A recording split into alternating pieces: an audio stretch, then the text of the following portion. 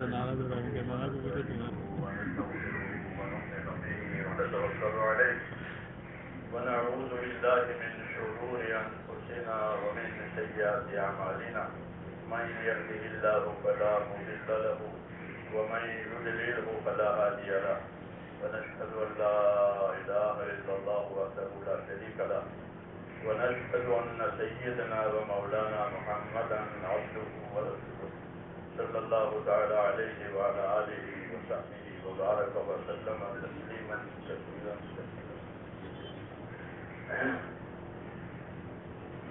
میرے پیارے بھائی سب الٹن ہوتی ہے.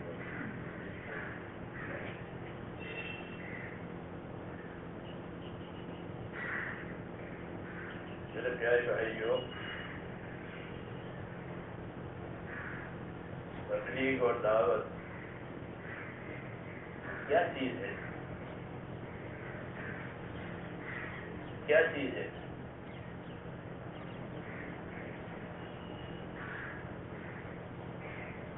کوئی پوچھے کہ بھائی یہ کیا چیز ہے؟ تو ایک صاحب طریقہ کار بھائی سے 5 کام کرتے ہیں، 4 مہینے دیتے ہیں وغیرہ وغیرہ. کام کی تشکیلات ہیں، ترتیبات ہیں.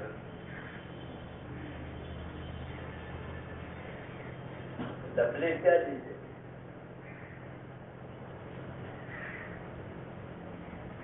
میرے بھائیوں، تبلیغ جو ہے وہ زندگی کی ذمہ داریوں کے سنبھالنے کا نام ہے.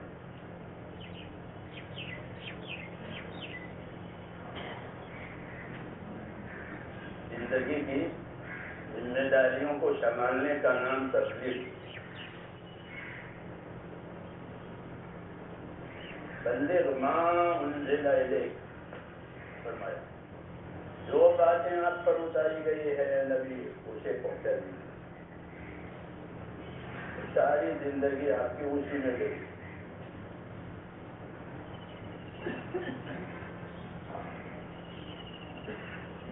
تو تبلیغ کوئی چند کاموں کے کرنا سے جو ہے ذمہ داری کوئی نہیں ہوتی ہے،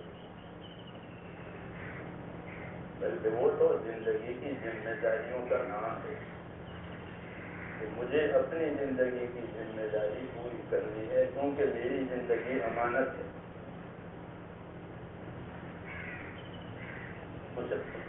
انسان کے پاس جتنی چیزیں ہیں وہ سب امانت ہے. وہ اس سے لے لی جاتی ہے. جیسے حیات لے لی تو حیات کے مطابق جتنی چیزیں ہیں سب لے لی، کیونکہ وہ امانت ہے. اور صرف لے ہی نہیں گئی بلکہ لے لینے کے بعد اس کا حساب مانگا جائے گا. اس میں کیا ہوا، اس میں کیا کارگزاری ہوئی. امانت کا مطلب یہ ہوتا ہے کہ جیسی دے ویسی دے. مولانا سعید احمد خان صاحب بیٹھے دیکھنے تو کوئی آدمی کوئی اپنی امانت دے گیا ہوگا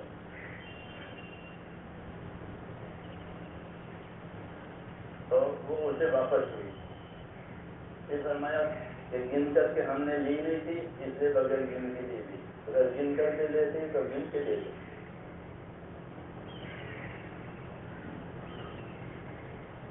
امانت کئی مطلب ہوتی ہے.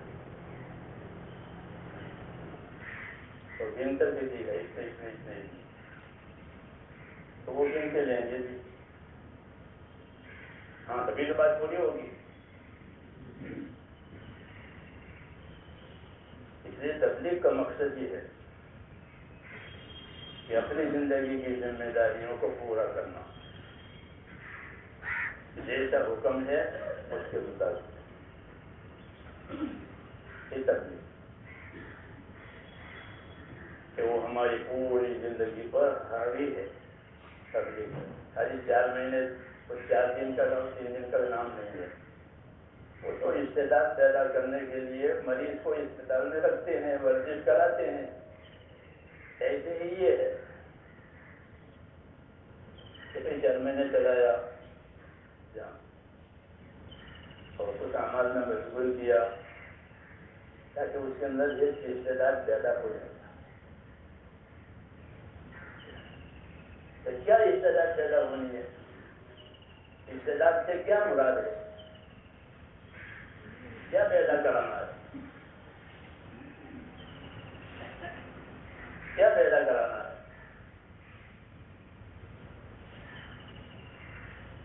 تو یہ پیدا کرانا ہے کہ ہر ایک کے اندر آخرت کا فکر پیدا ہو جائے.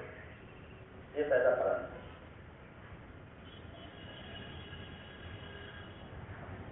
انما امامنا الآخرہ وليست امامنا الدنیا. کہ ہمارے عزائم کس چیز کے ہیں؟ کہ آخرت کے ہیں.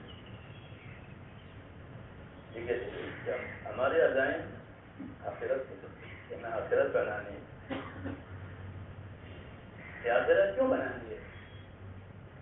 حضرت قتادہ جو ہیں مشہور مفسر ہے، وہ فرماتے تھے کہ دنیا جو ہے وہ تو حیات موت کا گھر ہے اور کچھ نہیں. دنیا حیات موت کا گھر ہے. ہر گھر میں حیات بھی ہوتی ہے، ہر گھر میں موت بھی ہوتی ہے. پھر وہ قصہ ختم ہو جاتا ہے.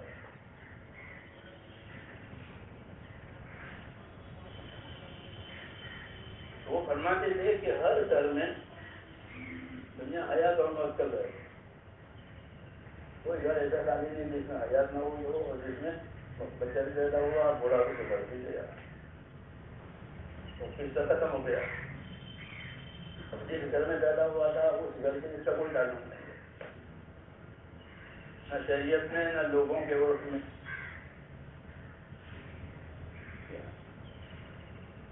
شریعت میں بھی نہیں. گھر بھی چاہے یہ جو ہے ان کا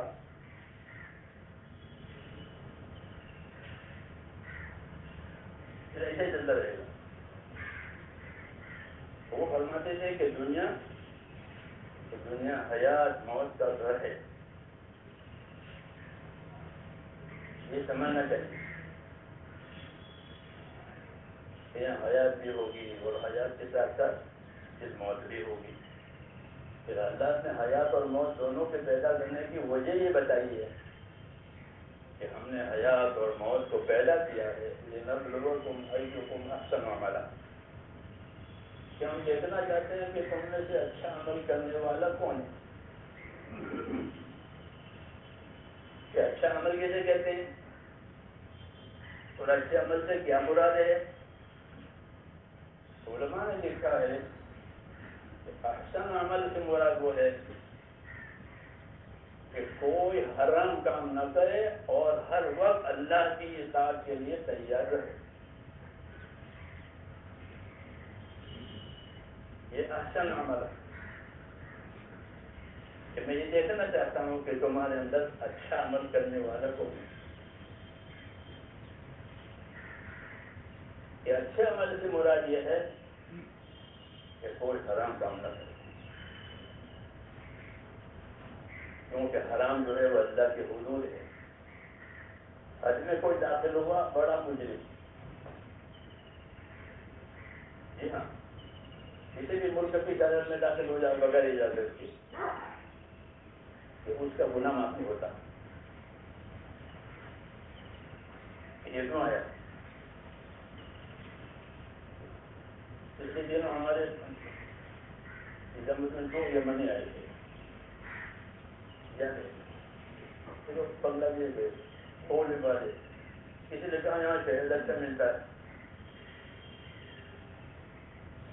ہم چلے گئے. تو بنگلہ دیش سے بھی نیدرلینڈ کے بارڈر میں داخل ہو گئے اور ان کے پاس کچھ بھی نہیں، پاسپورٹ بھی نہیں، کچھ بھی نہیں. شہر 2 برس ان کا کیس چلا.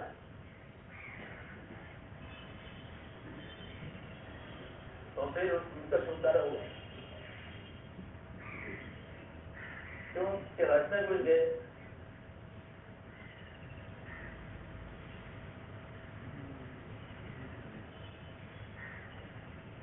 اس لیے کہا کہ اچھا عمل کسے کہیں کہ اللہ کے حرام سے بچے اور ہر وقت اللہ کی اطاعت اور تابعداری کے لیے تیار رہے.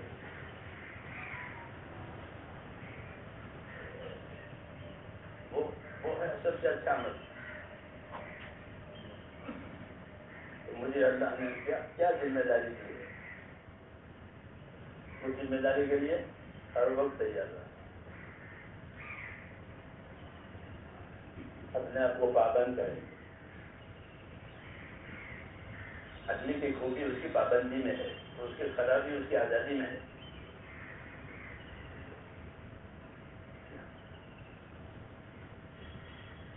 سمجھ میں آئی نا بات؟ کیونکہ اس کی زندگی میں بڑی نزاکت ہے. جیسے گیس کھلا رہ جاوے، گیس کھلا رہ گیا، بڑا خطرہ. ہمارے علاقے سے آدمی جدہ میں رہتے تھے، بڑے تاجر تھے.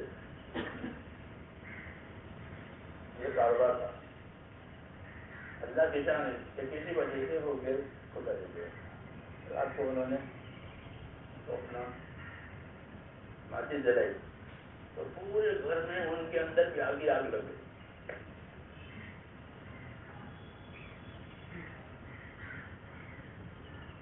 آزادی کا یہ ثمرہ ہوتا ہے کہ گیس آزاد ہو گیا تو پیچھے ایسے آدمی آزاد ہو گیا. اس کی توانائیوں کا تو کوئی وہی نہیں کر سکتا. اس لیے خیریت اسی اندر ہوتی ہے کہ اپنے آپ کو اللہ کے حکموں کا پابند کرے، نیت سے بھی، عمل سے بھی، ترتیب سے بھی. تین چیزیں مل کر دین بنتا ہے. نیت بھی ہو، عمل بھی ہو، ترتیب بھی ہو. یہ نیت صحیح نہیں ہے یا نیت ہی نہیں ہے، جیسے ہمارے اکثر آتے بغیر نیت کے ہم کرتے ہیں، عادت پڑی ہوئی ہے.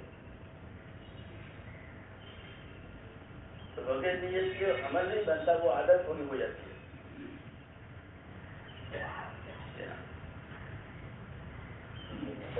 دین بنے گا، دین بنے گا نیت سے. کس نیت سے کرے ہو، کس نیت سے کر رہے ہو. تمہارے سامنے کیا چیز ہے؟ کیونکہ نیت جو ہے وہ عمل کی محرک ہوتی ہے. آدمی کو عمل کی طرف کھڑا کرنے والی چیز اس کی نیت ہوتی ہے. ایک آدمی ایسے جا رہا ہے، ارے کہاں جا رہا ہے؟ پانی پینے جا رہا ہے. پانی پینے کا ارادہ محرک ہوا ہے یہاں سے اٹھانے کا.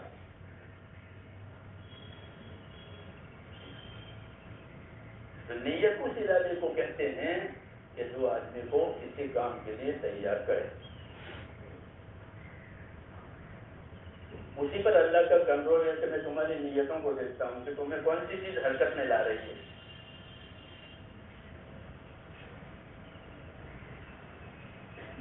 اللہ تعالیٰ تمہاری نیتوں کو دیکھتے ہیں. لوگ صورتوں کو دیکھتے ہیں، لوگ معنوں کو دیکھتے ہیں، اور اللہ کس کو دیکھتے ہیں؟ کہ اللہ تو نیتوں کو اور عملوں کو دیکھتے ہیں. کیوں کہ وہ اصل ہے، وہ اصل ہے.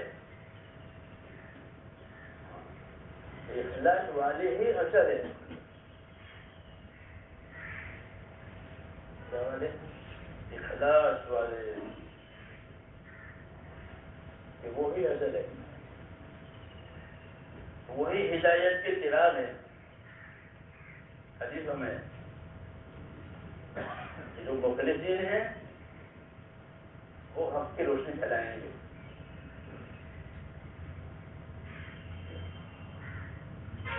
ان سے حق کی روشنی پھیلے گی کہ وہ کچھ نہیں چاہتے.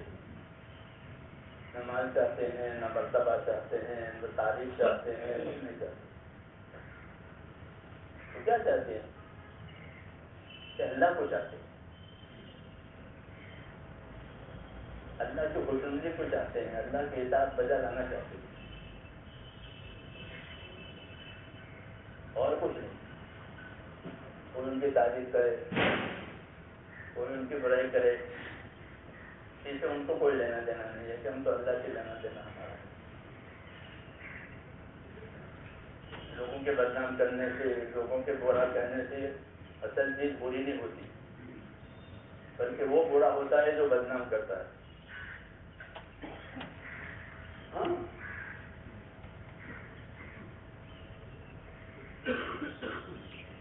اخلاص والا کہ اخلاص والا اس کو نہیں دیکھتا کہ کون میری تعریف کر رہا ہے، کون میری برائی کر رہا ہے. اخلاص والا یہ دیکھتا ہے کہ اللہ راضی ہے یا نہیں.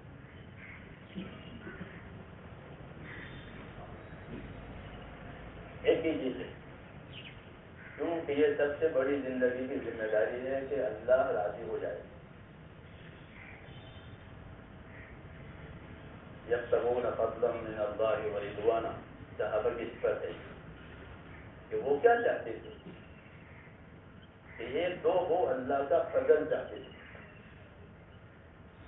کہ اللہ فضل فرما دے. اللہ کے فضل میں سب کچھ ہے، فضل سے جنت بھی ملے گی، فضل سے روزی بھی ملے گی، فضل سب کچھ حدیث ہے کہ کوئی آدمی اپنے عمل سے جنت نہیں جائے گا، اللہ کے فضل ہی جائے گا. تو اس لیے وہ اللہ سے اس کا فضل مانگتے ہیں اور اپنے عمل سے اللہ تعالیٰ کو راضی کرتے ہیں.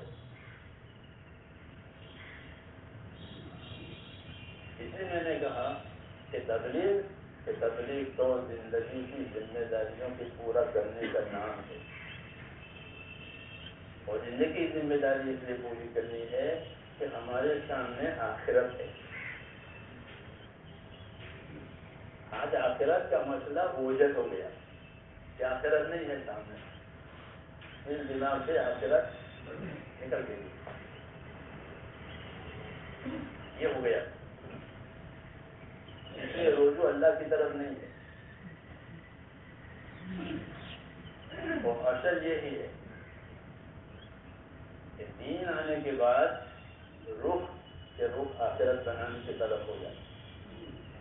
کیوں کہ آخرت کے لیے پیدا ہوئے ہیں. ان الدنیا خلقت لکم وانکم خلقتم للآخرہ. دنیا کو تمہارے لیے پیدا کر دیا ہے اور تم کو آخرت کے لیے پیدا کیا ہے.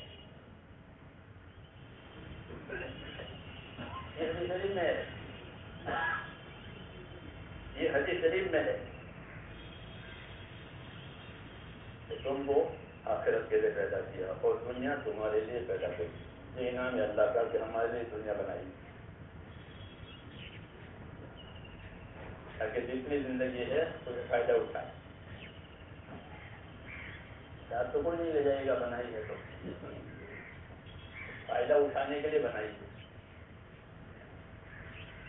جیسے کسی نے کنواں کھودا وقف کیا تو کوئی فائدہ اٹھانے کے لیے پانی پیو، نہاؤ، جانور کو پلاؤ، پھر چلتے رہو ضرورت پوری بیٹھے.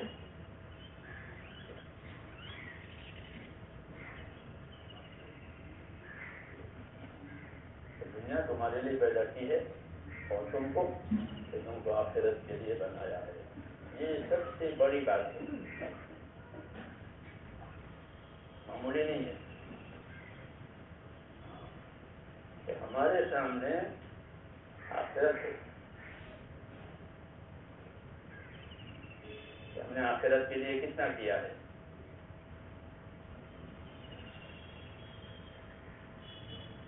صحابہ فرماتے تھے کہ ہمارے عزائم آخرت بنانے کے، کہ آخرت بنانی ہے. کیوں آخرت بنانی ہے؟ آخرت کی کیا پہچان، آخرت میں کیا ہوگا؟ تو حضرت بتاتا فرماتے تھے کہ جس طرح دنیا حیات موت کا گھر ہے، ایسے ہی آخرت کے بدلہ اور بقا کی جگہ ہے. اسی جگہ بدلہ اور بقا، تو وہاں بدلہ ملے گا اور جو ملے گا بدلہ وہ باقی رہے گا اور وہ بدلہ پانے والا بھی باقی رہے گا.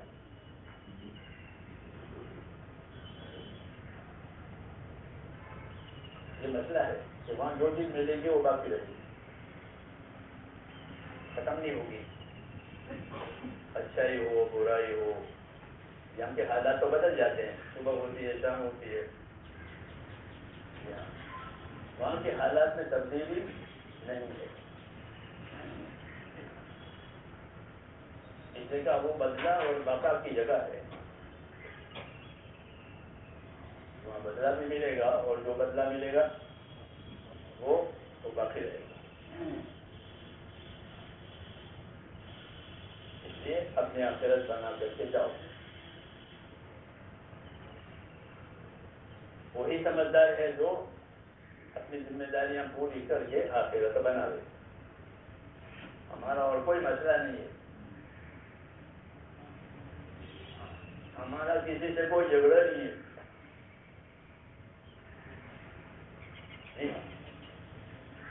کوئی تناؤ نہیں ہے. کوئی تناؤ نہیں ہے. کہ تم کیا چاہتے ہو کہ ہم تو اپنے آپ لگ جاتے ہیں. آخرت چاہنے والے سے کوئی نہیں جھگڑے گا. دنیا چاہے گا تو جھگڑیں گے. تو دنیا تو جھگڑ کے نہیں جاتی ہے. جھگڑتے ہیں الیکشن لڑتے ہیں. لڑ کے لیے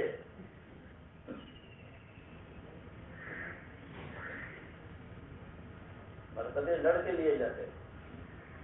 یہاں مرتبے لڑ کے لیے نہیں ہے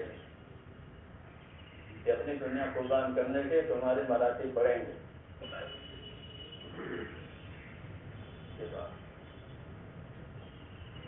تمہاری دنیا قربان ہوگی اور تمہارے مراتب بڑھیں گے.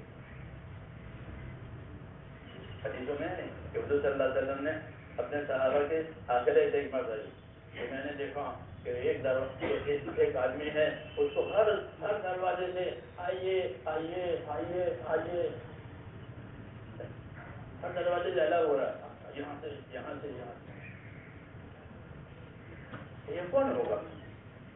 کوئی نبی ہوگا؟ اب نہیں, ابو بکر ہوں گے.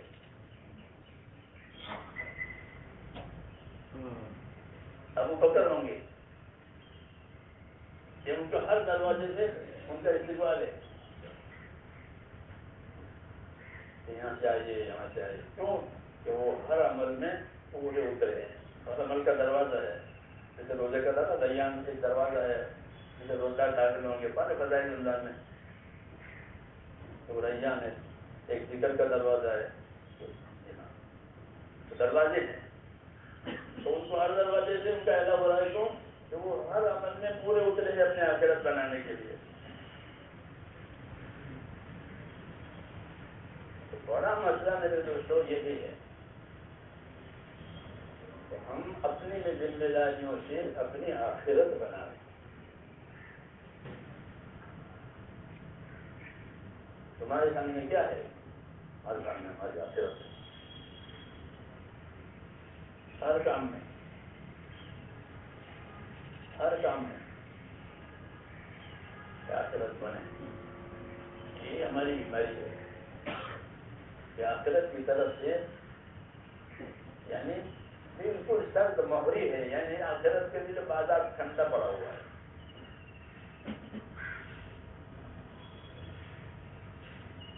صبح ہوتی ہے, شام ہوتی ہے, زندگی تمام ہوتی ہے.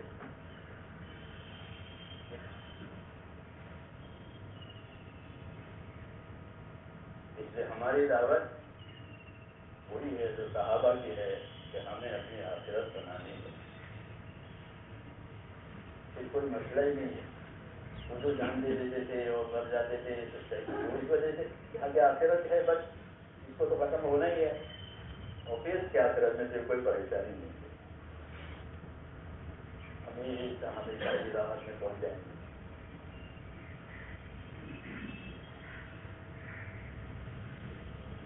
اس لیے میں نے کہا کہ تکلیف کیا کہ وہ زندگی کی ذمہ داریوں کے پورا کرنے کا نام ہے. اور زندگی کی ذمہ داری آخرت بنانے کے لیے پوری کرے, کوئی دوسرے غرض نہیں.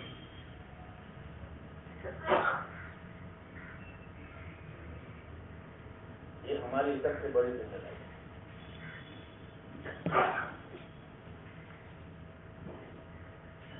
اور ایک بات اور ہے, وہ یہ ہے کہ اس دنیا میں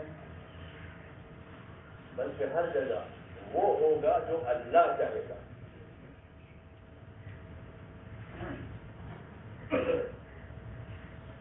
کیا ہوگا؟ جو اللہ چاہے گا وہ. اس کو نہیں بھولنا. ہو جائے گا, ہو جائے گا, کس نے کہا؟ کیا دلیل ہے؟ کوئی دلیل نہیں ہے, کوئی خبر نہیں ہے. کسی کا کسی پتہ نہیں آئی کہ یوں ہو جائے گا یوں ہو جائے گا. تو پھر کیا ہوگا؟ کیا ہوگا؟ جو اللہ چاہے گا وہ ہوگا.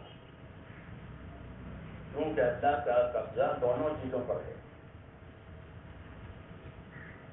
اللہ کا قبضہ دونوں چیزوں پر ہے. دونوں چیزیں کیا ہیں؟ الا لہ الخلق والامر. یاد رکھو مخلوق بھی اللہ کی ہے اور فیصلہ بھی اللہ کا ہے. مخلوق کس کی ہے؟ جو مخلوق خالق کی. دوسرا خالق نہیں ہے. دوسرا خالق نہیں ہے. کیفیت ہو، حالات ہو، اسباب ہو، ان تمام چیزوں کا پیدا کرنے والا کون ہے؟ کہ اللہ.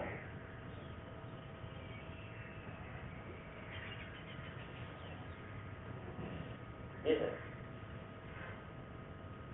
کہ اللہ پیدا کرنے والا ہے. تو کیا پیدا کر کے وہ بے بس ہو گیا؟ یہ مت کرے کہ میں ہو گیا میں کیا کروں. یہ مودی نے بوٹا بنا دیا، وہ چھوٹا رہ گیا، اب وہ بڑا نہیں بنا سکتا کیونکہ وہ کاریگر ہے، خالق نہیں ہے. ہاں وہ کون ہے؟ وہ کاریگر ہے. اس نے کام سیکھا ہے جوتا بنانے کا. چیزیں وہ پھول کرے گا، سیکھنے والا پھول کرتا ہے.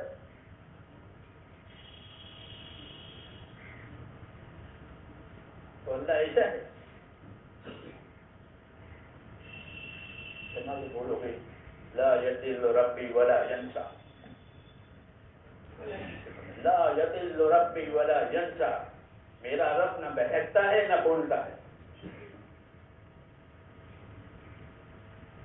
یہ کہلوایا حضور صلی اللہ علیہ وسلم سے. لا یضل ربی ولا ینسا. میرا رب بہکتا نہیں ہے کہ یہ ذات سے چلا گیا، اس کو بہکنا کہتے ہیں. اور بھولنا یہ بھولا بھی نہیں، اللہ بھولتا بھی نہیں.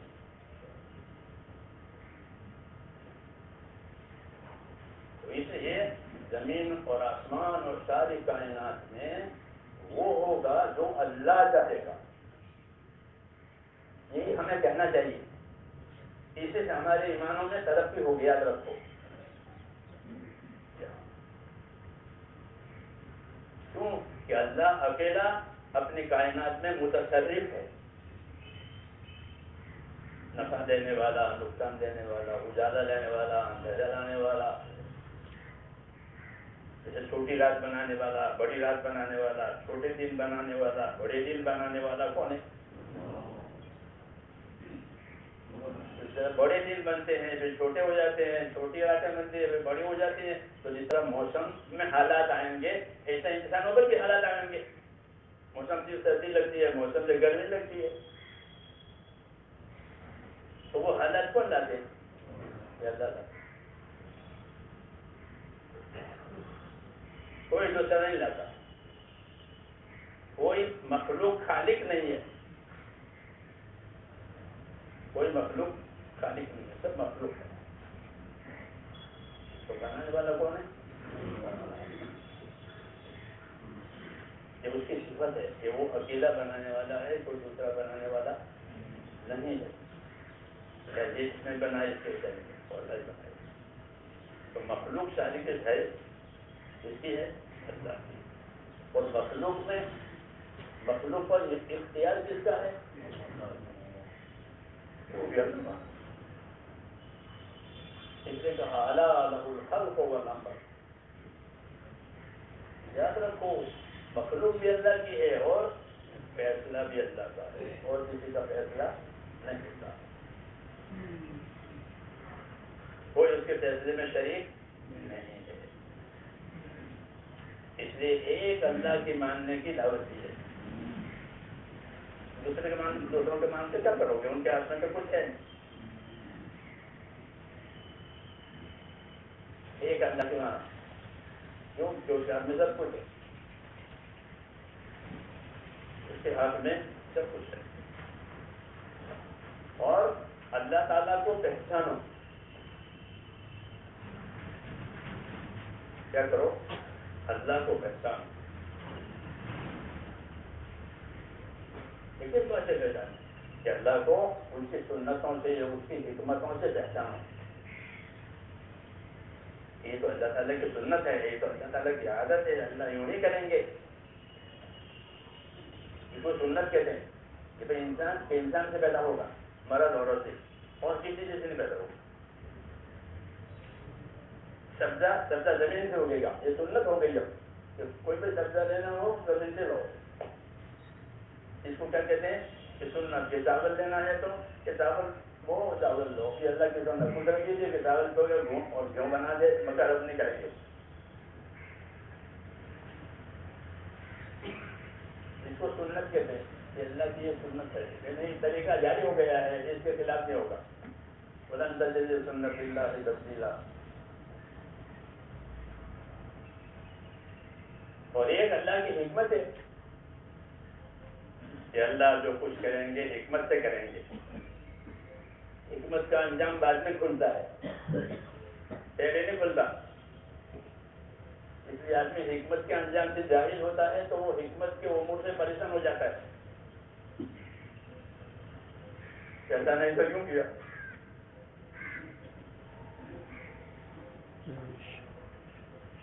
اس لیے میرے دوستو, اللہ کے نبیوں نے اللہ کی پہچان کرائی ہے کہ اللہ کو اس کی قدرت سے بھی پہچانو, اس کی سنتوں سے بھی پہچانو, اس کی حکمت سے بھی پہچانو.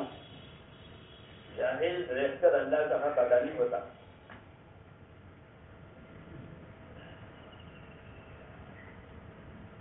سب سے زیادہ انسانی زندگی کو جو نقصان ہوگا وہ اس کی جہالت سے ہوگا. کیوں؟ کہ اپنی جہالت کی وجہ سے کوئی حق نہیں پہچانے گا, نہ اپنی ذات کا حق پہچانے گا, نہ اللہ کا حق پہچانے گا, نہ اللہ کی مخلوق کا حق پہچانے گا. کیونکہ جاہل ہے. حضور صلی اللہ علیہ وسلم کو جاہلیت ختم کرنے کے لیے بھیجا تھا. کیا ختم کرنے کے لیے؟ جاہلیت. ہاں, بہت مضبوط جاہلیت تھی. 600 سال ہو گئے, کوئی نبی نہیں آیا. عیسیٰ علیہ السلام اوپر اٹھائے گئے. اب کیا رہ گئی کہ جہالت. جہالت نہیں, جاہلیت. کہ وہ جہالت انسانوں کی صفت بن گئی, اس لیے صفت کے ساتھ موسوم ہوئی جاہلیت. جس نے جہالت, اس کو جاہلیت کہا, جہالت نہیں کہا. جہالت اور جاہلیت میں یہ فرق ہے کہ جہالت تو ایک وصف ہے, جیسے اندھیرا ایک وصف ہے. لیکن اندھیرا اور اندھا, اس میں وہ صفت ہو گئی, اس کا آپ کو کچھ نہیں دیکھتا. یہ جاہلیت کا زمانہ ہے کہ انسانوں کے اندر جہالت ان کی صفت ہوگی, اس لیے جاہلیت کہا. ایک انسان جاہل ہے. اور کس سے کیا حکومت نہیں تھی اس زمانے میں؟ حکومتیں نہیں تھی, تجارتیں نہیں تھی, اسباب دنیا کی طرف کے نہیں تھے.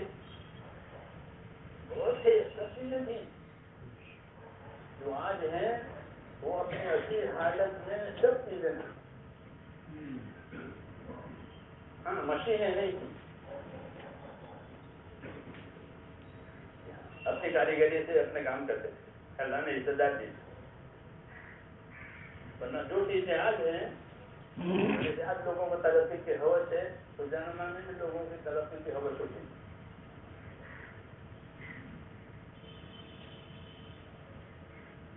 لیکن یہ سب جاہلیت کے ساتھ, اس میں اللہ کی کیا حکمت ہے, اللہ کی کیا سنت ہے, اس سے کوئی خبر نہیں.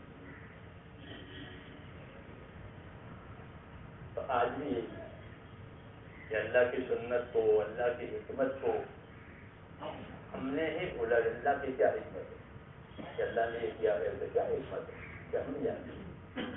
حکمت ہے بعد میں ظاہر ہوگی. کیا تو پھر کیا کریں کہ پھر اللہ کے فیصلے پر صبر کریں یہاں تک کہ نتیجہ آئے. حکمت کا تقاضا ہے. کیا ہے؟ موسیٰ علیہ السلام ایک مرتبہ کہیں جا رہے تھے. ایک آدمی زمین میں اپنے آپ کو ریت کے اندر گھسایا ہوا بیٹھا ہوا ریت میں گھسا رکھا. انہوں نے موسیٰ علیہ السلام کو دیکھا تو عرض کیا اللہ کے نبی میری حالت کا نظر کرو, میں بہت محتاج ہوں, بہت غریب ہوں, میرے پاس پہننے کپڑے نہیں ہے, میں نے اپنے آپ کو ریت میں چھپایا ہے, میرے لیے دعا کیجیے. ہمارا نبی ہیں تو دعا مانگی کہ اللہ جس پر حالات کو کھول دے. موسیٰ علیہ السلام اپنے کام پر روانہ ہو گئے. ایک عرصے کے بعد واپسی ہوئی اسی راستے سے. دیکھا کہ لوگ جمع ہیں اور یوں ان سے رہے ہیں. پر کیا مسئلہ ہے؟ کیا مسئلہ ہے؟ لوگوں نے کہا ایک آدمی نے شراب پی ہے اور شراب پی کے خون کیا ہے اور اس خون میں وہ پکڑا گیا ہے اور اس کو موت کی سزا دے رہے ہیں, لوگ اس کو دیکھ رہے ہیں.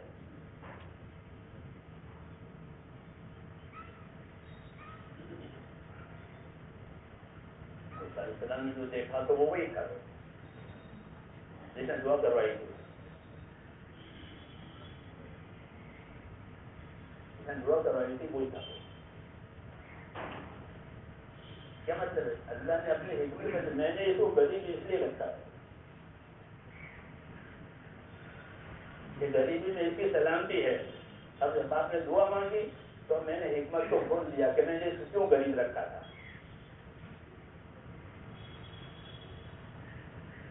سمجھ میں آئے نا کہ اللہ کی حکمت جو ہے وہ اس کے فیصلے میں مضمر اور پوشیدہ ہوتی ہے. جو غریب بنایا ہے تو کیا وہاں اللہ کے یہاں کوٹا ختم ہو گیا ہے مال کا, تو اس کو غریب بنایا تو بھیا ابھی رک جاؤ, وہ کوٹا آیا نہیں ہے کہ نہیں, اس کو غریب بنایا ہے حکمت سے. اس کے ایمان کی سلامتی جس کی غریبی میں ہے, نہیں تو یہ اپنے ایمان کو خراب کرے گا. جی ہاں,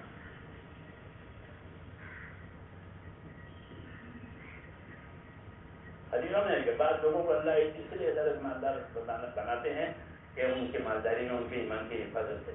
کہ جب اس کو اللہ غریب بنائیں گے تو ایمان کھوئے گا. بعضوں کی ایمان کی حفاظت غریبی میں ہے کہ وہ غریب بنایا,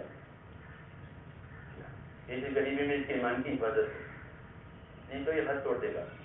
جیسے اس آدمی نے شراب بھی پی اور قتل بھی کیا اور جرم ثابت ہوا اور موت کی سزا ہوئی, تو اس سے تو وہ حالت اچھی تھی. تو موسیٰ علیہ السلام کو یہ حقیقت اللہ نے اپنی حکمت کا ثمرہ اور نتیجہ کھولا کہ موسیٰ میں نے ویسے اس کو نہیں بنایا, میں اس کو جانتا ہوں. الا یعلم من خلق, کیا وہ نہیں جانے گا جو پیدا کرتا ہے؟ اللہ کہتے ہیں.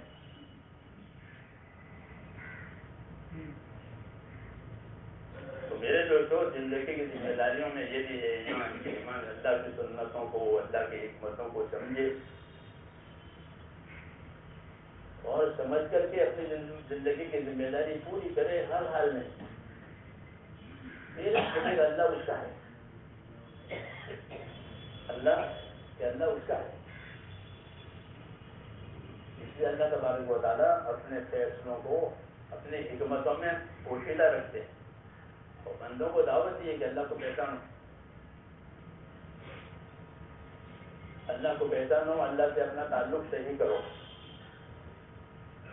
تو وہاں سے کوئی چیز بغیر حکمت کے, بغیر خیر کے نہیں آتی. پڑھتے ہیں نا بیدہ الخیر وهو علی کل شیء قدیر, کہ اللہ ہی کے ہاتھ میں خیر ہے, وہ تو ہر چیز پر قادر ہے.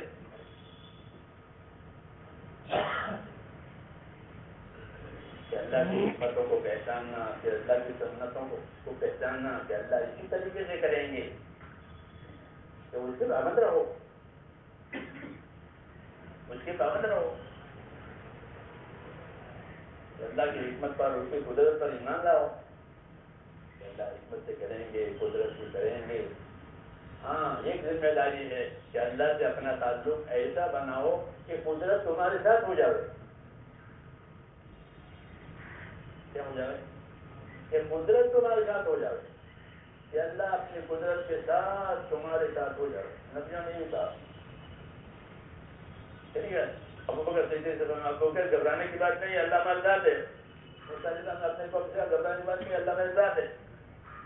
اللہ تو سب کے ساتھ ہے کہ نہیں، اب اس کی قدرت ہمارے ساتھ ہوگی، کیوں کہ ہم اس کے راستے پر ہیں، ہم اس کے راستے پر ہیں، اس لیے اس کی قدرت ہمارے ساتھ ہوگی۔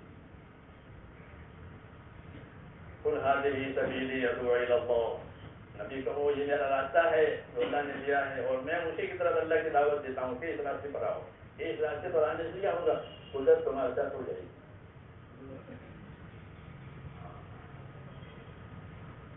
پھر قدرت اپنا کام کرے گی، سنت سے بھی، حکمت سے بھی۔ قدرت کا مطلب ایسے نہیں کہ تمہارے ہر چونچلے پورے ہو جائیں، ایسا نہیں ہوگا کہ تمہارے ہر چونچلے پورے ہو جائیں، جو میں چاہتا ہوں وہ اللہ قدرت ایسا نہیں ہوگا۔ اللہ حکمت سے قدرت کو استعمال کریں گے، بیمار بھی بنائیں گے، تندرستی بنائیں گے، مالدار بھی بنائیں گے، غریب بھی بنائیں گے، بے چین بھی بنائیں گے۔ کیوں؟ حکمت کا تقاضا ہے، حکمت کا تقاضا ہے، اللہ حکیم ہے۔ حضور صلی اللہ علیہ وسلم نے فرمایا کہ ہر وقت اپنے پروردگار سے اچھا گمان رکھو تاکہ محروم نہ ہو جاؤ، نہیں تو محروم ہو گئے، نا امید ہو گئے، اللہ سے کٹ گئے۔ جابر بن عبداللہ فرماتے تھے کہ مجھ سے رسول صلی اللہ علیہ وسلم نے اپنی وفات سے 3 دن پہلے یہ بات فرمائی کہ اے جابر دیکھنا تمہاری موت اس حال میں آئے کہ تمہارا گمان اپنے اللہ کے ساتھ اچھا ہو۔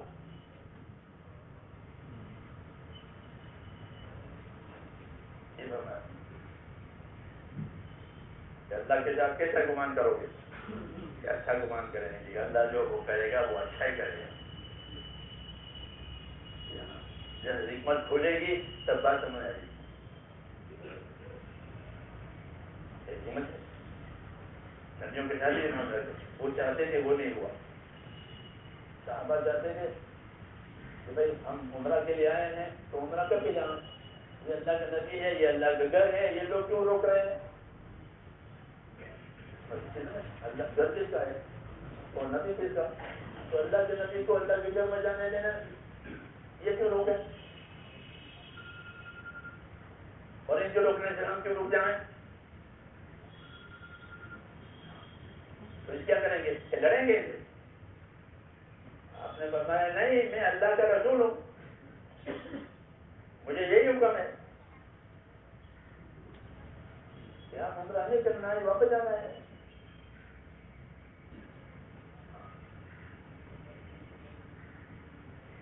تو وہاں اللہ کی حکمت کام کر رہی تھی جو صحابہ پر کھلی نہیں تھی، جسے وہ جگہ رہتے ہیں عمر کی وجہ سے آپ اللہ کے نبی ہیں اور سچے نبی ہیں، ہمارا دین بھی سچا ہے، دین سے کیوں ڈریں؟ آپ ایک ہی جواب دیتے تھے کہ میں اللہ کا نبی ہوں، میں اس کی مرضی کے خلاف نہیں کروں گا، تم نہیں جانتے۔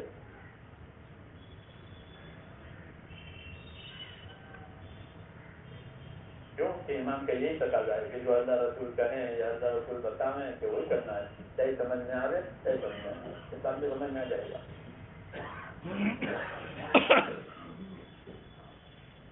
اس لیے میرے دوستوں ہماری ذمہ داری ہے کہ اللہ کی قدرت پر بھی یقین کریں اور اللہ کی حکمت کو بھی جانیں کہ اس کو اللہ کی حکمت کا تقاضا ہے جو یہ ہو رہا ہے۔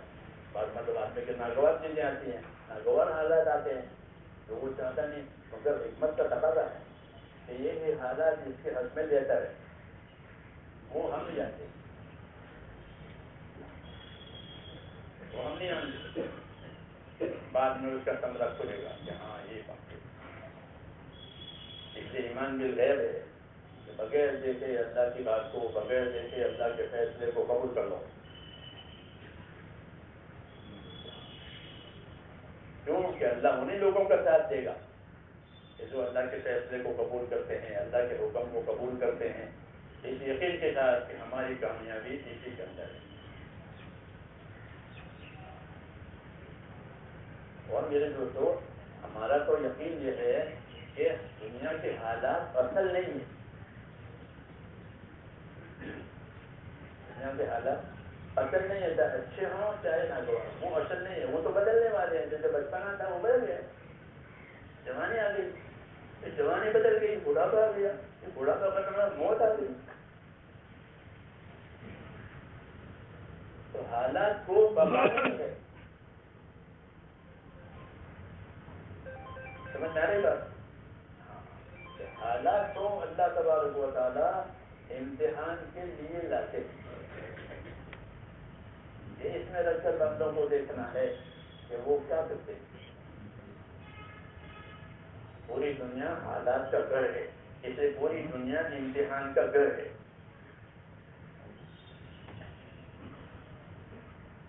کیا ہے؟ امتحان کا گھر.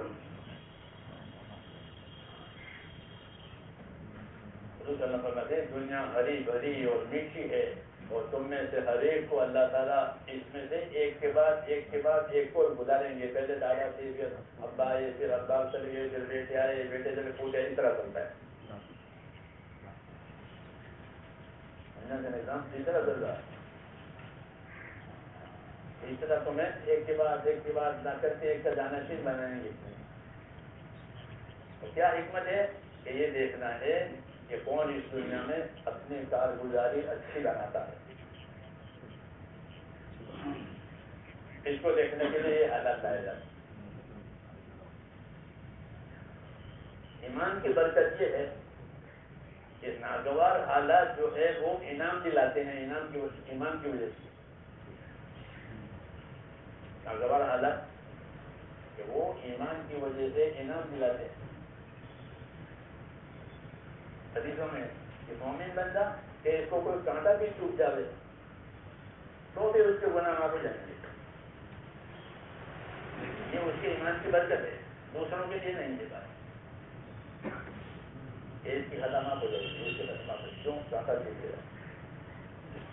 کوئی چیز کہیں رکھی تھی، رکھ کے بھول گیا، اب اس کے ڈھونڈنے میں پریشان ہو گیا. پھر پریشانی کے بعد وہ ملی، فرمایا اس پریشانی پر اس کے گناہ معاف ہو جائیں گے.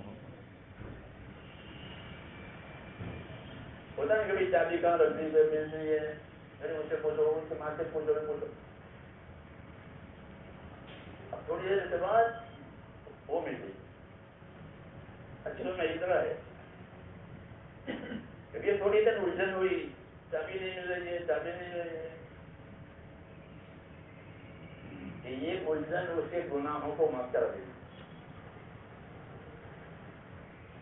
ہم اپنے ایمان کی کمزوری کی وجہ سے گناہوں کی معافی کو کوئی انعام نہیں سمجھتے. ہاں، اور اللہ کے معافی تو بہت بڑی چیز ہے. اللہ تو حبونا یغفر اللہ لکم، کیا تم اس کو نہیں چاہتے کہ تمہاری اللہ مغفرت کرے؟ یہ ابو بکر صدیق سے اللہ نے کہا، اس سے بڑا کوئی آدمی نہیں ہے. اسے کہا ابو بکر تم یہ نہیں چاہتے کہ اللہ تمہاری مغفرت کرے؟ ہاں میں چاہتا ہوں کہ اللہ میری مغفرت کرے. تو مغفرت اور گناہوں کا معاف ہونا تو بڑی چیز ہے. گناہ معاف ہو گئے. ایمان والوں کے لیے جو حالات ہیں وہ مغفرت کا ذریعہ تو یقینی ہے. ان حالات کی وجہ سے ان کے گناہ معاف ہوتے رہیں گے. ابو بکر صدیق نے پڑھا، حضور صلی اللہ علیہ وسلم سے عرض کیا یا رسول اللہ، ایک آیت ایسی ہے قرآن کریم میں کہ اس کے بوجھ سے میری کمر ٹوٹی جا رہی ہے.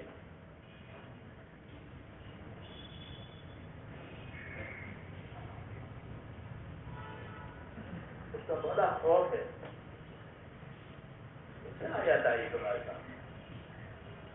میرے سامنے یہ آیت آئی ہے کہ وَمَن يَعْمَلْ سُوءًا يُجْزَ بِهِ، جو آدمی کوئی برائی بدی کرے گا اس کو اس کا بدلہ دیا جائے گا.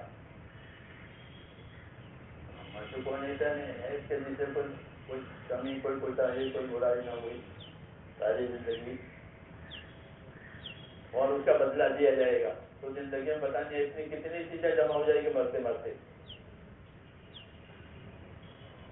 جی ہاں، پھر ان سب کا اکٹھا بدلہ دیا جائے گا سزا میں. برداشت کریں گے. اس لیے اس آیت سے میری کمر ٹوٹی جا رہی ہے. ان کے یقین ہے وہ حضور کا فرمایا ہوگا تمہارے اوپر پریشانیاں نہیں آتی ہیں، بیماریاں نہیں آتی ہیں، جانور کا نقصان نہیں ہوتا ہوتا ہے. یہ جو چیزیں تمہارے ساتھ آتی ہیں وہی تمہارے گناہوں کو مٹانے والی ہے. اس سے تمہارے گناہ مٹ جائیں گے. پھر جب آخرت میں ہوں گے تو تمہارے گناہ تو مٹے ہوئے ہیں، اب تمہاری اطاعت رہ گئی ہے، اس لیے تم اطاعت کا بدلہ دے دیں.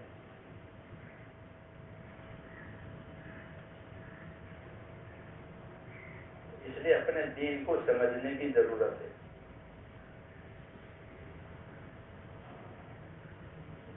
دین نہیں سمجھیں گے تو کوئی حالت مطمئن نہیں کرے گی. بے دینی کا خرچہ ایسا ہوتا ہے. جی ہاں، بے دینی کی خلیج ایسی ہوتی ہے، کوئی حالت مطمئن نہیں کرے گی.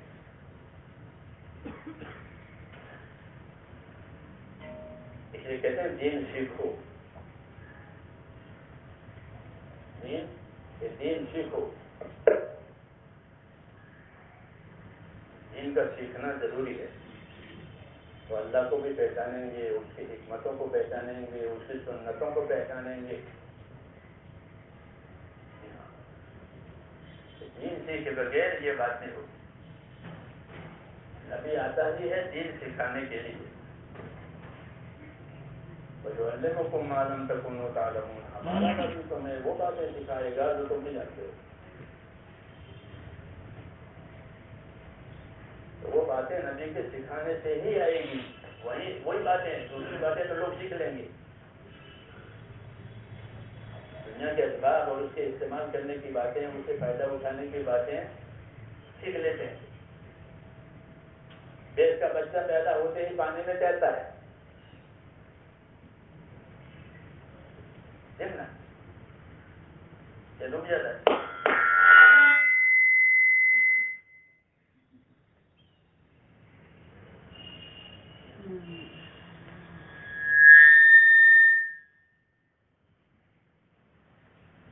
وہ سیکھ لیتا ہے، اس کی طبیعت ہے. یہ چیزیں تو سیکھ لیں گے انسان بھی، جانور بھی. لیکن وہ باتیں جو تم نہیں جانتے ہو اور نہیں جان سکتے ہو جب تک کہ نبی نہ بتائے.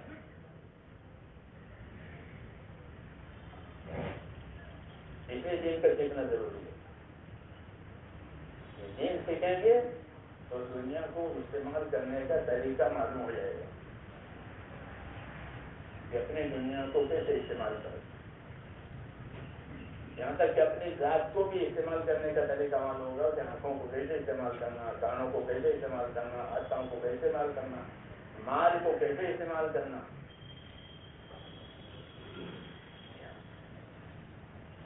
مشین سیکھنے سے مشین چلانے کی طاقت پیدا ہوگی، لیکن دین سیکھنے سے دنیا استعمال کرنے کی طاقت پیدا ہوگی. تو دنیا کو اپنی آخرت کی کھیتی بنائے گا، نہیں تو دھوکے کا سامان بنے گا. کیا بنے گا؟ یہ دنیا دھوکے کا سامان ہے. ہوگا کہ نفع سمجھا نکلا نقصان، اس کو دھوکہ کہتے ہیں. نفع سمجھ کر کیا تھا اور اندر سے یہ نقصان نکلا، تو نتیجہ کیا کہ پچھتاوا.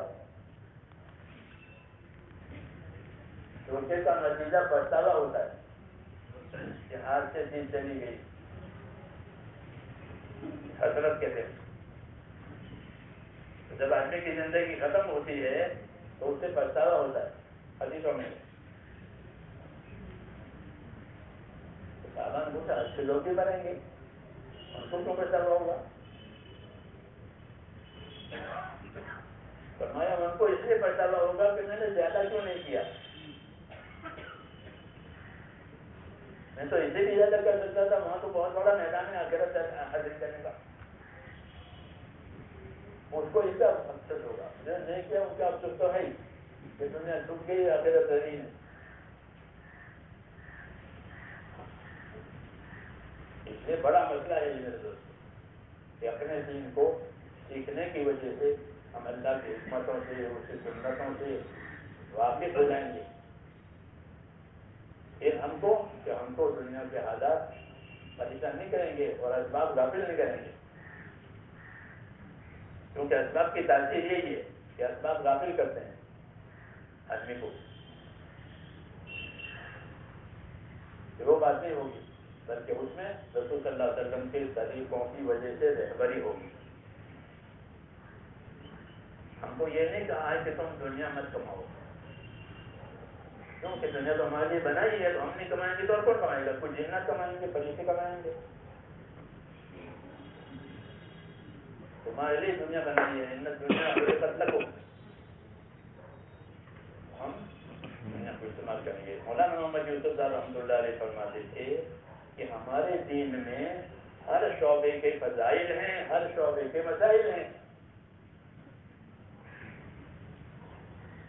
کیا ہے؟ ہر شعبے کے فضائل، ہر شعبے کے مسائل۔ فضائل سے مراد یہ ہے کہ اس شعبے میں لگنے سے تمہیں اللہ کیا انعام دے گا، اور اس شعبے میں لگنے کا کیا طریقہ ہے، یہ مسائل۔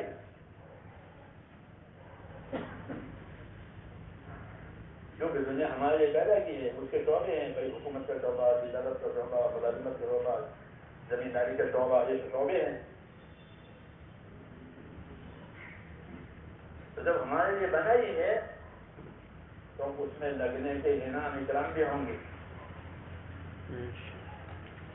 اسے فرمایا ہمارے ہر شعبے میں، ہر شعبے کے فضائل ہیں، ہر شعبے کے فضائل ہیں۔ تاجر کے لیے تجارت کے فضائل ہیں، جیسے نماز کے لیے نمازی کے لیے نماز کے فضائل ہیں، روزے دار کے لیے روزے کے فضائل ہیں، اور تاجر کے لیے تجارت کے فضائل ہیں، زمیندار کے لیے زمینداری کے فضائل ہیں، جس کی زمینداری سے اس کی آخرت بنے گی، فضائل میں بتایا جاتا ہے۔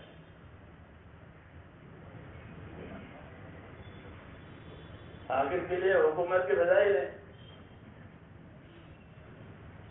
مزدور کے لیے مزدوری کے فضائل ہیں۔ حدیثوں میں فضائل اسی لیے ہیں کہ اللہ ہمیں کیا دینے والے ہیں۔ جب فضائل کا ذہن ختم ہو جاتا ہے تو پھر اعمال میں رسمیت رہ جاتی ہے، اعمال رسمی طور پر پورے ہو گئے، اس کی شکل کھڑی ہو گئی، اس میں کیفیت نہیں ہے۔ جیسے پلاسٹک کی چیزیں ہوتی ہیں، پلاسٹک کے میوے، پلاسٹک کے سیب، پلاسٹک کے میوے نہیں ہوتے، پلاسٹک کے انگور، جی ہاں، اور پلاسٹک کے پیڑ بھی کھڑے کر ہوتے ہیں، بناوٹی، وہ ہرے ہی رہتے ہیں۔ کیا بات ہے، جن میں جان نہیں ہے۔ ایسے میرے دوستوں، جب فضائل کا استحصال نہیں ہوگا تو عمل میں کوئی جان اور کوئی مٹھاس نہیں ہوگی، سر سے اترنے کے لیے کیا جائے گا۔ جی ہاں، اس لیے حضور صلی اللہ علیہ وسلم نے اپنے امت کو فضائل سکھائے ہیں کہ تمہارے عمل پر اللہ تمہیں کیا دے گا، یہ تمہارے سامنے ہونے چاہیے تاکہ عمل کی ترقی ہو۔ جب کچھ چیز ملنے والی ہوتی ہے تو آدمی اس میں ترقی کرتا ہے۔ اب ہمارے ذہنوں میں سے یہ چیزیں ختم ہو گئی کہ مجھے اللہ کیا رہے گا۔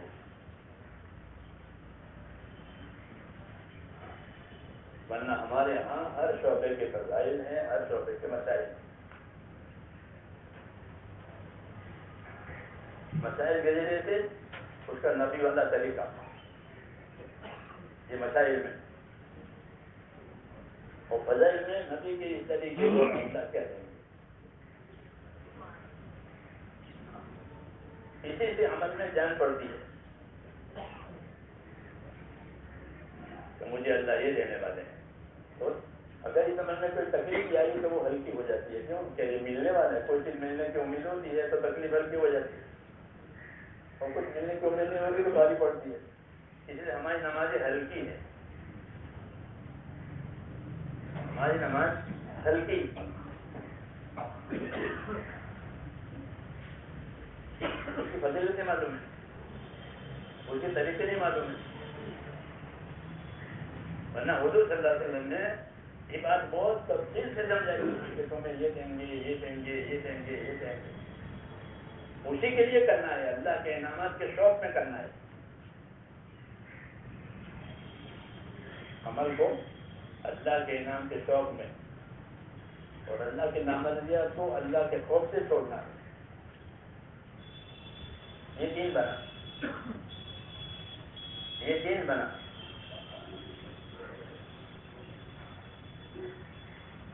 کہ حضور صلی اللہ علیہ وسلم فجر کی 2 سنتوں کو ہلکی پڑھتے تھے. کل کا فلم پڑھتے تھے، کلو بدلا پڑھتے تھے. اور ظہر کی 4 سنتوں کو لمبی پڑھتے تھے. جو تھے لوگ نا طریقے میں فجر کی سنتیں کہ دنیا معافی حاصل بہتر ہے. حدیث سے ان کو سفر میں بھی آپ نہیں چھوڑتے تھے. مثال کے طور پہ کہہ رہا ہوں، ایک فضیلت کہ دنیا معافی حاصل بہتر ہے.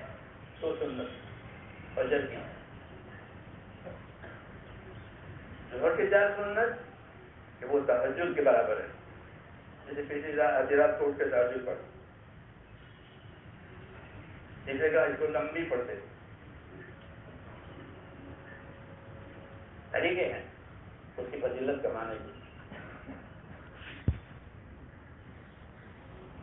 اس لیے ہمارا استعداد اپنی ذہن میں، اپنی دعوت میں یہ ضروری ہے کہ ہم جس کو پڑھیں، اس کو سنیں. خالی ترتیب کرنے میں یہ ہو رہا، یہ ہو رہا، یہ ہو رہا ہوتی، وہ ترتیب ہے، ترتیب بھی ضروری ہے، لیکن وہ ترتیب ہمارے اوپر اثر کرے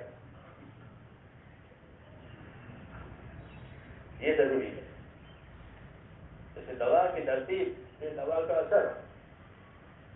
جیسے کہ میں نے 6 مہینے کا کورس پورا کر لیا، پھر کیا اثر ہوا؟ اس کا وزن گھٹانا تھا تو یا بڑھانا تھا، اس کا وزن بڑھا نہیں بڑھا، یہ دیکھتے ہیں ترتیب نے کیا اثر کیا.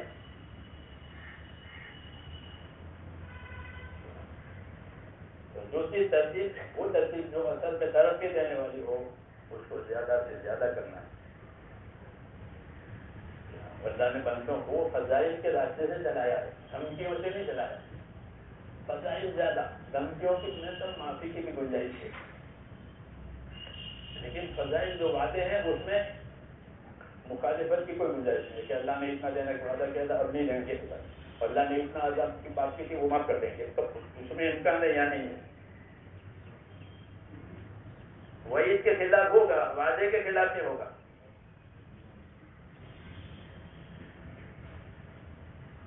وعید کے خلاف ہوگا، اس کی اتنی سزا ہے لیکن اللہ کریم میں معاف کر دے گا. لیکن وعدے کے خلاف کہ وعدے کے خلاف ہوگا. 27 نمازوں کا ثواب کہ نہیں دیتا ایسا ہوگا.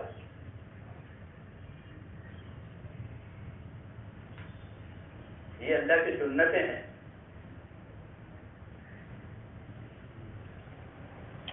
کیوں وہ قادر ہے معاف کرنے پر بھی قادر ہے، سزا دینے پر قادر ہے، لیکن بندوں پر مہربان ہے. تو اس کی مہربانی کا تقاضا یہ ہے کہ میں نے اس کو معاف کر دیا. اس لیے کہ میری وعید تھی تو اتنی وعید تو ہو کے رہی، وہ بھی ہوگی کسی کے ساتھ، کسی کے ساتھ معافی بھی ہوگی، لیکن وعدے کے خلاف تو ہوگا ہی۔ ومن اصدق من اللہ قیلا،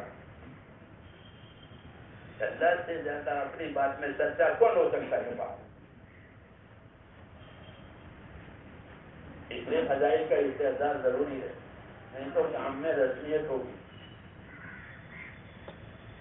ہو گیا یہ رسمیت، اس کو رسمیت کہتے ہیں۔ یہ رسمیت میں ہو جانا کافی ہے۔ رسوم، اسے رسوم جب آتے ہیں تو دین برباد ہو جاتا ہے۔ جان اسی سے پڑے گی کہ اپنے کام کے فضائل کا خوب جان رکھو، تنہائیوں میں اس کو بڑا کرو۔ یہ ہدایت کی پہلے شروع میں ہم نکلتے تھے تو بتاتے تھے کہ فضائل کا استعمال 3 طریقے سے کرو۔ ہلکے بنانا کے بڑے پڑھتے ہیں گھروں میں، گھروں میں، سفروں میں۔ دوسرا جب دعوت دو تو فضائل سے دعوت دو۔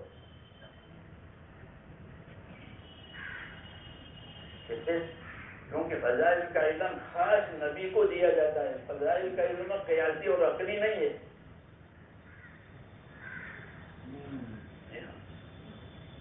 وہ خاص دیا جاتا ہے کہ بھائی بازار کا کلمہ بازار میں پڑھو گے تو 20 لاکھ کی ملے گی، مسجد میں پڑھو گے تو 1000 کے نا، مسجد میں نہیں ملے گی، وہیں ملے گی۔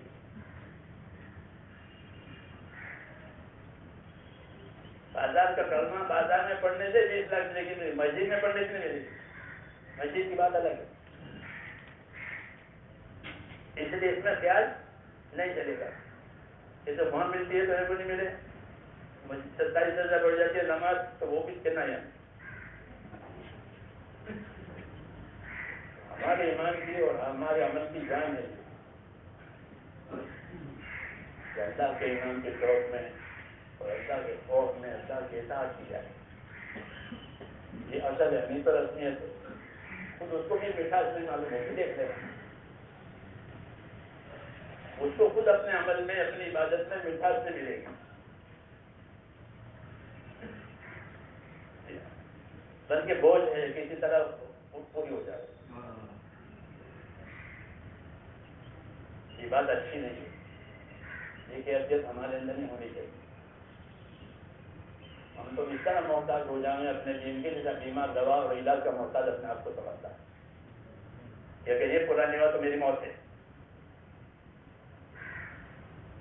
ایسے۔ اور جو عمل کریں کہ اس کی فضیلت ہمارے سامنے ہو، اور فضیلت کے ساتھ دعوت دیں کہ بھائی تجھے اللہ یہ دیں گے، بھائی تجھے اللہ یہ دیں گے، بلکہ تجھے نہیں اللہ ہم کو یہ دیں گے، اپنے آپ کو شریک کرے کہ بھائی مسجد آؤ گے تو ہر قدم پر ایک نیکی ملے گی، اور ایک گناہ معاف ہو جائے گا ہمارا، ایک ہی درجہ بلند ہوگا، پکی بات ہے۔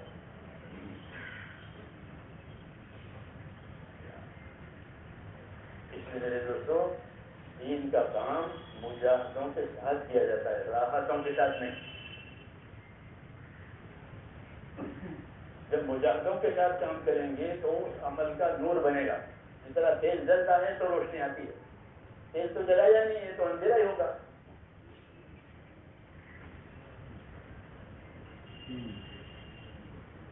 ہاں، رسول اللہ تو بہت کہتے تھے کہ مجاہدوں کے ساتھ کام کرو، نماز مجاہدے کے ساتھ پڑھو۔ نفس پر بوجھ پڑے،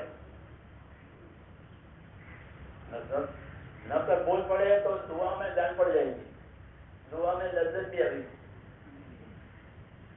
نہیں تو کب ختم ہو گے تو دعا مانگے گا۔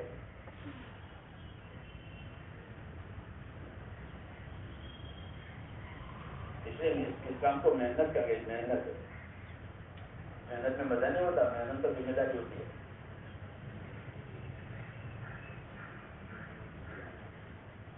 اس لیے میرے بھائیوں، کام کو اللہ تعالیٰ کے انعام کے شوق میں کرنا ہے اور اللہ کی مدد کے یقین کے ساتھ کرنا ہے کہ اللہ کی مدد کہ ضرور ہوگی۔ حضور صلی اللہ علیہ وسلم صحابہ سے فرماتے تھے جب انہوں نے شکایت کی حالات کی کہ ہمارے حالات ایسے ہیں، ہم خوف میں ہے، ہم کفر میں ہے، آپ دعا کیوں نہیں فرماتے؟ آپ مدد کیوں نہیں اترواتے؟ یہ شکایت لائے. حضور صلی اللہ علیہ وسلم نے فرمایا کہ یاد رکھو حالات بدلنے والے ہیں. یہ بات فرمائی کہ یاد رکھو حالات بدلنے والے ہیں. حالات اسی کو کہتے ہیں جو بدل جائے. فرمایا گھبراؤ مت، حالات بدلنے والے ہیں اور جو تم چاہتے ہو اللہ وہ لائے گا.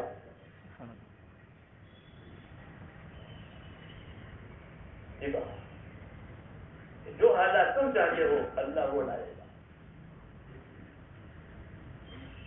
مگر تم تو جلدی کرتے ہو. کیوں فرمایا کہ تم تو جلدی کرتے ہو؟ وہ تو اللہ کی ایک سنت ہوتی ہے کہ بندوں سے کتنی قربانیاں لینی ہے. قربانی کا بکرا کتنے مدت کا ہونا چاہیے؟ قربان کا بکرا 1 سال کا. جب چھوٹا ہو تو اس کی قربانی جائز نہیں ہوگی. مدت تو قربانیوں کی ایک مقدار اللہ کے علم میں ہوتی ہے کہ کتنی قربانی بندوں سے لینی ہے. جب وہ پوری ہو جائے گی تو فیصلہ آ جائے گا. اس لیے کہا کہ تم تو جلدی کر رہے ہو.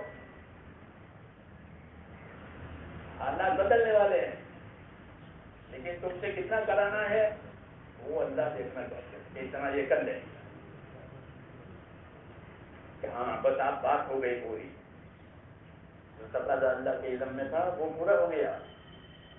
کیا کہ حالات بدل جائیں گے. 5 ہجری میں حضور نے فرمایا حالات بدل جائیں گے. کیوں کہ بہت حالات جھیلے خندق کے موقع پر.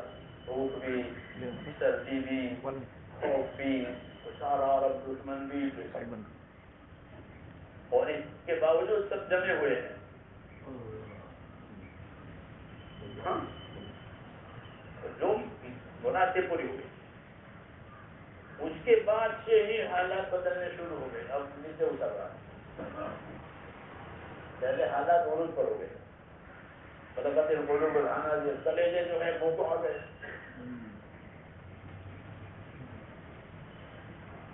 اب نیچے اترے وہ نیچے اتر گئے. نیچے اترنا شروع ہو گئے. خیبر کی جنگ کے خندق کی جنگ کے بعد ان قریش نے کوئی لڑائی حضور صلی اللہ علیہ وسلم سے نہیں لڑی.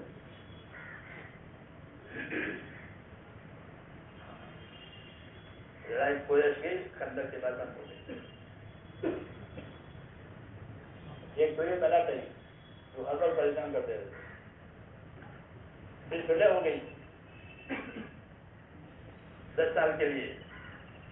یہ دوسرا حال آیا. اس چھوٹے سے بہت لوگ مدینے آنے جانے لگے. صلح ہو گئی نا، راستے کھل گئے. آدھا سمجھنا شروع ہو گیا. 7ویں سال میں خیبر میں اسلام پہنچ گیا. خیبر کی طاقت ٹوٹ گئی. 8ویں سال میں مکہ معظمہ بدل ہو گیا، ختم ہو گیا قصہ. اور چابی حضور کے ہاتھ میں مکے خانہ کعبہ کی آ گئی.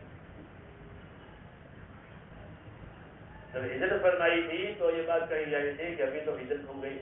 اللہ نے فرمایا ہم آپ کو دوبارہ واپس لائیں گے. جیسے موسیٰ علیہ السلام کے تابوت کو ان کی ماں کے ذریعے سے سمندر میں رکھوایا تھا اللہ نے، لیکن اِنَّا رَادُّوهُ إِلَيْكِ وَجَاعِلُوهُ مِنَ الْمُرْسَلِينَ. اس بچے کو ہم سمندر میں سے دوبارہ تمہاری گود میں لائیں گے اور اس کو نبی بنائیں گے. سمندر میں سے ماں کی گود میں.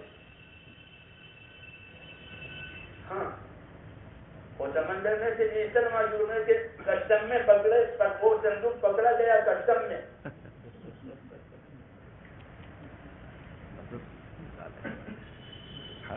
جی ہاں پولیس والوں نے اس کو کھولا. بھائی کھولو تو کیا نکلا. قدرت دکھائیے کہ بچہ کن کے ہاتھ میں پہنچ گیا ہے؟ کہ پولیس کے ہاتھ میں. اور پولیسوں کو حکم تھا کہ کوئی بچہ بنی اسرائیل کا ہو اسے قتل کرو، عام حکم تھا. تو کون بچا رہے؟ کون بچا رہے؟ اللہ بچا رہے. کہ اللہ کی قدرت سمجھنے کے لیے قرآن کریم ہے کہ اللہ کرنے والا ہے. اس طرح حضور کی ہجرت ہوئی تھی تو حضور نے بھی کرنا ہے. ان الذی فرض علیک القرآن لرادوک الی معاد. جس اللہ نے تم پر قرآن پاک اتارا ہے وہ تمہاری جانے کی جگہ پر تمہیں دوبارہ لائے گا.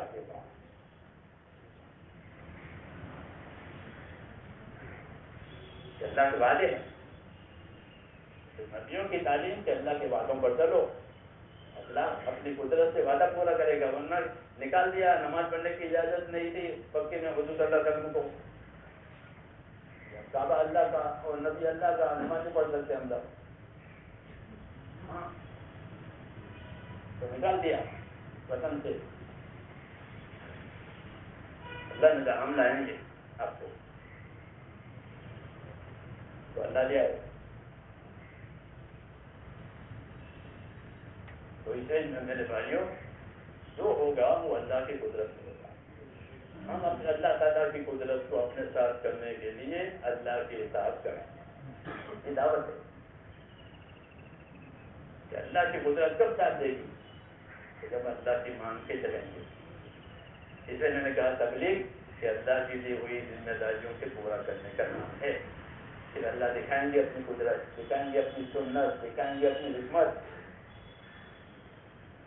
تو ایمان تازہ ہو جائے گا کہ اللہ کرنے والا ہے، اللہ کرنے والا ہے.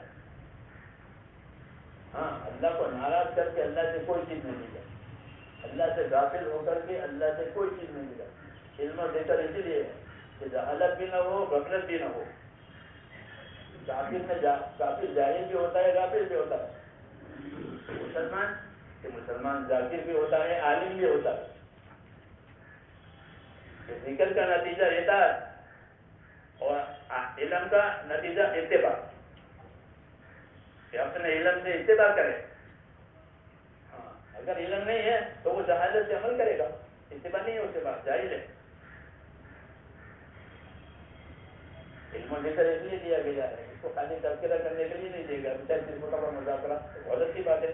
پھر اس کے ذکر مذاکرے نے کیا اثر کیا کہ فضائل یاد ہو گئے، مسائل یاد ہو گئے، طریقے معلوم ہو گئے، اور اس کے ساتھ اطاعت کریں گے، اس کے ساتھ دعوت دیں گے، اس کے ساتھ دنیا میں اللہ کے دین کے لیے راستہ بنائیں گے. یہ ہمارا کام ہے.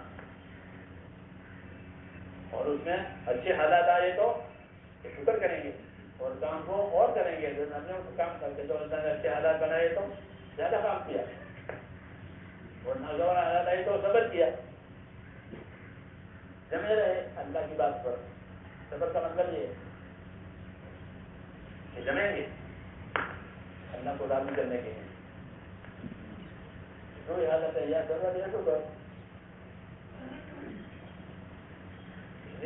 ان کیفیتوں کے ساتھ کام کرنا ہے تاکہ رسمیت نہ آئے. ہمارا تعلق اللہ تعالیٰ سے ہونا چاہیے. ہم اللہ کی طرف دعوت دے رہے ہیں تو اپنا تعلق اللہ سے کتنا ہے جس کی طرف تم دعوت دے رہے ہو. یہ اپنا جائزہ لے. اس کی تنہائی کیسی ہے، جلوت میں کیسے ہیں، خلوت میں کیسے ہیں، اپنی تنہائی کیسی ہے. ہاں راتوں میں کیا ہے، دنوں میں کیا ہے. راتوں میں اللہ کے ساتھ کیا معاملہ ہے، دنوں میں اللہ کے ساتھ کیا معاملہ ہے.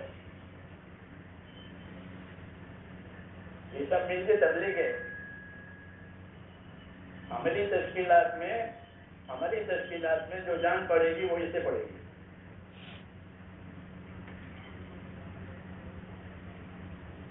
ہماری خلوت کیا ہے، تنہائی میں ہم کیا کرتے ہیں، اللہ سے کتنا تعلق ہے. جی ہاں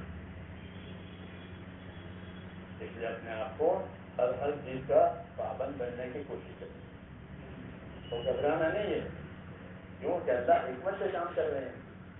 جب حکمت کا نتیجہ کھلے گا تب کہتے ہو یہی اچھا تھا، ہم غلط سمجھے. اللہ حکمت سے بھی کرتے ہیں، قدرت سے بھی کرتے ہیں. تو اللہ کی حکمت پر بھی ایمان، اللہ کی قدرت پر بھی ایمان. کہ پھر اللہ ہمارے ساتھ ہے، اللہ ہمارے ساتھ ہے ہر حال میں، اور یہ کرنا ہے. اور ہم کو دعا کا ہتھیار دیا ہے. کیا دیا ہے؟ دعا کا ہتھیار دیا. ہر نبی کو دعا کا، اللہ نبی کو حکومت نہیں دیتے، مال نہیں دیتے، فوج نہیں دیتے. وہ کسی پارٹی کے مالک نہیں ہوتے. ان کے پاس ایک چیز ہوتی ہے.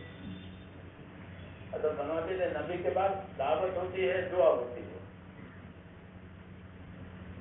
دعوت کے ذریعے سے اپنے آپ کو اور اللہ کے بندوں کو اللہ کی طرف لاتے ہیں، اللہ سے جڑتے ہیں، اللہ کے پابند ہوتے ہیں. پھر کوئی بات پیدا ہوتی ہے تو اپنی دعا کا استعمال کرتے ہیں. جیسے حاکم کو پاور ہے نہیں کہ میرے پاس اتنا پاور ہے، اتنا میں آپ سے نہیں کر سکتا ہوں، میرے ساتھ پاور نہیں، وہ کہیں کا ہوگا. اکثر ایسے نبی کو دعا کا پاور دیا جاتا ہے. وہ پاور اللہ کے نبی نے ہم کو دیا ہے. تم اپنی دعاؤں سے اپنے کام نکالو. جی ہاں، حالات کا مقابلہ دعاؤں سے کرو، صدقات سے کرو، استغفار سے کرو. یہ والی طریقے ہمارے ہاں نہیں ہے. ایک اور بتاؤ، ہمارے پاس یہ طریقہ ہے کہ ہم اپنے عملوں سے اللہ تعالیٰ کی مدد لیں گے کہ اللہ اپنے قدرت سے مدد کرے گا. اس لیے مدد کے واقعات سنائے. اردو دور میں صحابہ علم تعالیٰ نازل ہوئی کہ دیکھا نہیں نبی، کیونکہ یہ قصہ حضور کی پیدائش سے کچھ 40-50 دن پہلے ہوا تھا کہ کھانا کعبہ کو توڑنے کے لیے آئے اور اللہ تعالیٰ نے ابابیل بھیجے پرندے، اور پرندوں نے ان کو ہلاک کیا ہاتھیوں کو. کسی صحابہ کو سنا ہے کہ میں نے اپنے گھر کی حفاظت کے لیے یہ کیا ہے. تم نے دیکھا نہیں کیونکہ اس قصہ مشہور تھا. جس طرح کھانا کعبہ کی حفاظت ہوئی ہے کیونکہ میرا گھر ٹھہرا، میرا گھر ٹھہرا تو میں نے جواب دی تم میرے ہو جاؤ گے تو تمہاری بھی حفاظت کریں گے. علم تعالیٰ نازل کی اور میں کسی مدد کا محتاج نہیں، اور میں کسی طاقت سے میں نہیں کرتا تھا. ہمارا تعلق تو اللہ سے ہے، دعا کا، دعوت کا. دعا کا، دعوت کا کہ دعوت اگر صحیح طریقے پر ہوئی تو اللہ اور اس کی مخلوق کے حقوق زندہ ہو جائیں گے. دعوت 5 کاموں کا نام نہیں ہے، وہ تو ایک اطلاع پیدا کرنے کے لیے ہے. ورنہ دعوت کہ اس کے ذریعے سے اللہ اور اس کے مخلوق کے حقوق کو زندہ کرنا ہے. مولانا اجازہ فرماتے تھے کہ دنیا دارالحقوق ہے، آخرت دارالوجوہ ہے. کہ دنیا میں حقوق ادا ہوں گے، آخرت میں بدلہ ملے گا. تو حقوق کی خبر تو ہو پہلے، دین نہیں ہے تو حقوق کی خبر نہیں ہوگی. اللہ کا حق، مخلوق کا حق، اپنی ذات کا حق یہ ادا ہوئے پھر آخرت بنے گی. آخرت بنے گی، اس سے سایہ کرے دنیا بھی بنے گی. اس لیے اس کام کو سیکھنا ہے، وہ سمجھنا ہے اور گھبرانا نہیں ہے. کیوں کہ اللہ کی مدد حق ہے. کبھی دیر سے آئے گی، کبھی جلدی بھی آئے گی. بعض لوگوں کو ہدایت جلدی ہو گئی، بعض لوگوں کو دیر سے ہدایت ہوئی. نہیں صاحبہ میں دیر سے ایمان لائے، خالی پینے والی دیر سے ایمان لائے 8 ہجری میں، لیکن انہوں نے بہت کام کیا، اللہ نے ان سے بہت کام کرایا. اللہ کی ترتیب ہے. اللہ کی ترتیب پر ایمان لانا اور اپنے مسئلوں کے لیے دعاؤں کا استعمال کرنا. دعائیں مانگو، دعائیں مانگو. دعا کی قبولیت کے اوقات پہچان کر دعا مانگے. اللہ نے دعا کرنے کا حکم دیا ہے، قبول کرنے کا وعدہ کیا. دونوں باتیں. دعا مانگو میں قبول کروں گا. اب کیا رہا؟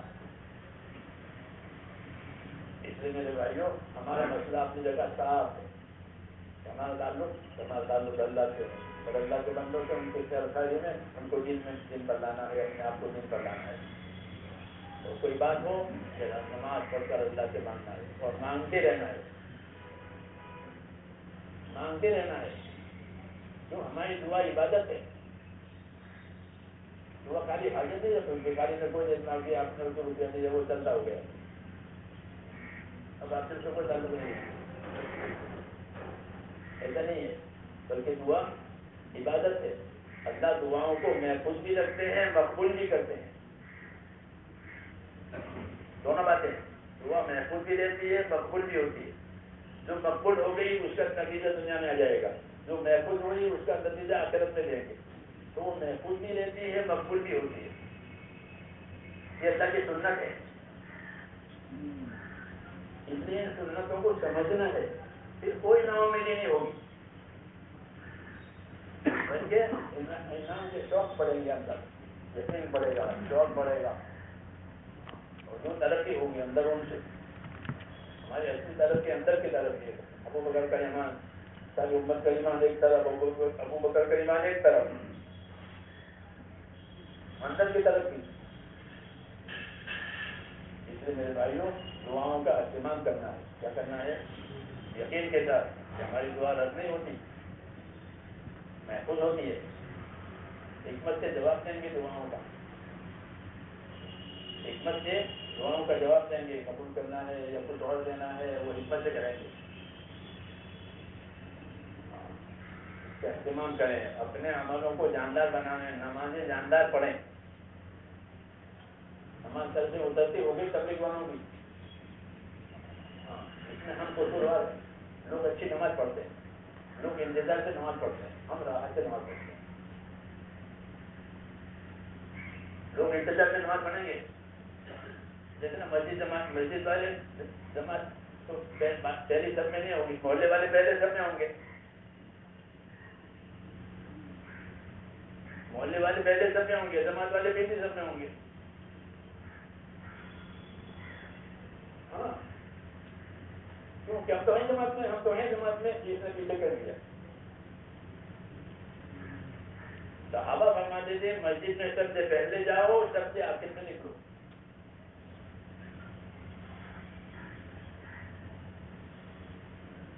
عبادت اللہ کا حق ہے. عبادت کیا ہے؟ اللہ کا حق ہے, کوئی رسم نہیں ہے. اللہ مجھے بھی توفیق عطا فرمائے, حضرت کو بھی توفیق عطا فرمائے. کوئی نا امید نہ بنے. اللہ بہت بڑا ہے. اللہ اکبر. اللہ بہت بڑے ہیں, اپنے ہر شان میں بڑے ہیں. دینے دلانے میں بھی بڑے ہیں, سزا دینے میں بھی بڑے ہیں. اس لیے کوئی نا امید نہ بنے, کوئی مطمئن بھی نہ رہے کہ میں تو ہوں, کہ نہیں اتنا کافی نہیں ہے. جتنا اللہ چاہتے ہیں اتنا ہونا چاہیے. اور بار بار اللہ سے مانگیں, بار بار مانگیں. ایک قبولیت کا وقت آ جائے پھر بھی دیں گے. کوئی نا امید نہ بنے حالات کی وجہ سے, اسباب کی وجہ سے. کوئی نا امید نہ بنے. کام بنانے والا فقط اللہ ہے. اللہ مجھے بھی توفیق عطا فرمائے.